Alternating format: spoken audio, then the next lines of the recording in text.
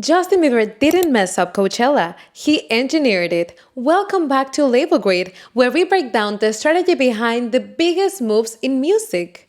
I'm Valeria, Media Manager at Label Grid. This is not about gossip, this is not about headlines, this is about understanding why things work, what's calculated, and what artists and labels can actually learn from it. If you care about music marketing, rollout strategy, and how the biggest artists in the world really operate behind the scenes, you're in the right place, so don't forget to subscribe. Now let's talk about the moment that confused the entire industry. April 2026, the desert is ready. The headlines are written before the show even starts.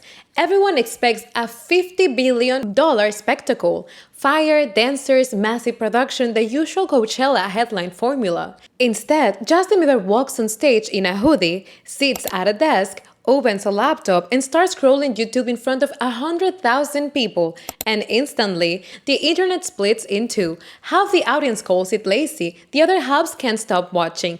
But here's the reality nobody is saying out loud. This wasn't a failed performance. This was one of the most calculated music marketing moves of the decade.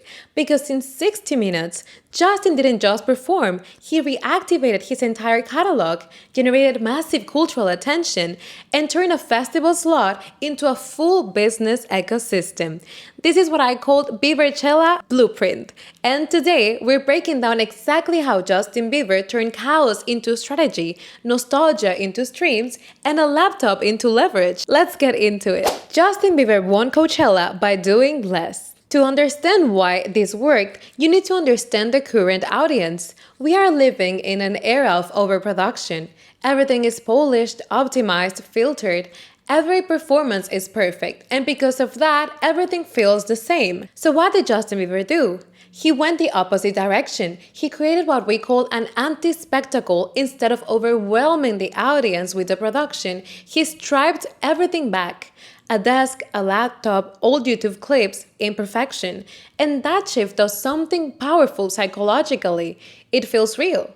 When Justin laughs at his old videos, when he reacts mid-performance, when things feel slightly unpolished, it creates proximity. He stops being a global superstar and starts feeling like someone you know. That's radical authenticity.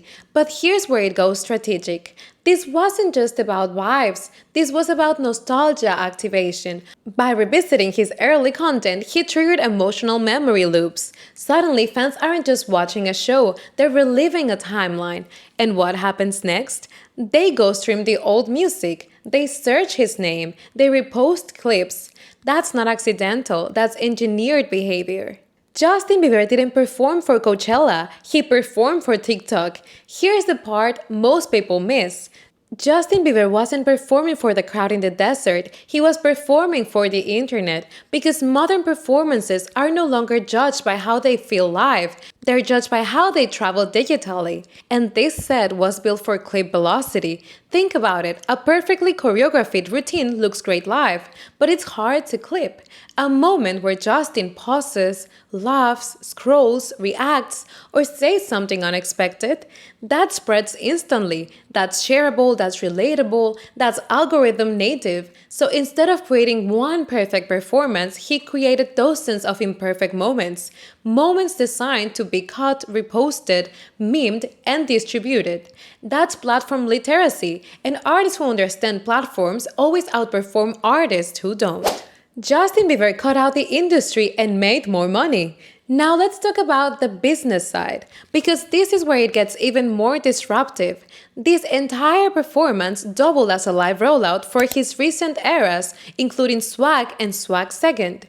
No long promo cycle, no heavy build-up, just availability. That's frictionless consumption, but the real move just reportedly bypassed traditional agency structures and worked directly with the festival promoters. That means fewer middlemen, lower costs, higher margins, and when your production is minimal, your profit margin increases even more. So while the internet was debating the performance, Justin Bieber was maximizing efficiency. This is what I call becoming an independent infrastructure. At that level, you're not just an artist, you are your own system. Justin Bieber turned Coachella into his own store.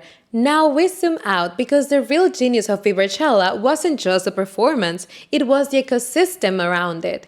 Instead of wearing external luxury brands, Justin wore his own brand. That's vertical integration. And during the live stream, viewers could directly engage with what they were seeing. This is see now, buy now culture.